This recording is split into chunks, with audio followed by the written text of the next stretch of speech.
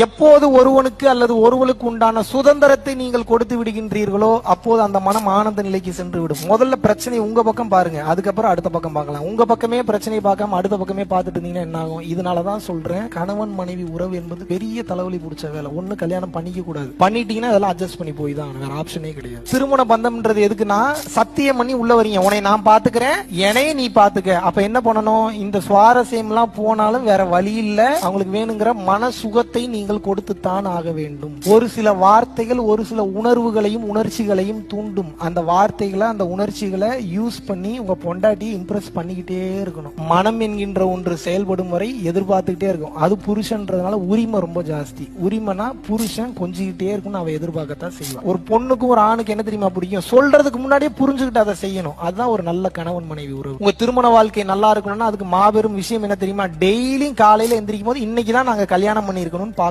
தேவையில்லாத எண்ணங்கள் உங்க பொண்டாட்டியை பத்தியோ புருஷனை பத்தியோ வரும்போது அதை அதன் போக்கில் கடந்து சென்று விட வேண்டும். ஜனவரி 16, 17, 18 ஃப்ரைடேல இருந்து சண்டே வரைக்கும் ஊட்டியில வந்து பாத்தீங்க அப்படின்னா தேர்ந்தெடுக்கப்பட்ட 10 நபர்களுக்கு மட்டும் வில்லா ரெட்ரீட் வந்து இன்ட்ரோடியூஸ் பண்றோம். வெறும் 10 நபர்கள் மட்டும் தான் இதுல வந்து கலந்து கொள்ள இருக்கிறதுனால சீக்கிரமே உங்களது பெயரை முன்பதிவு செய்து கொள்ளுங்கள். www.paramporulfoundation.in அப்படின்ற வெப்சைட்ல நீங்க போனீங்கன்னா உங்களது பெயரை வந்து முன்பதிவு செஞ்சுக்கலாம். நன்றி, வணக்கம்.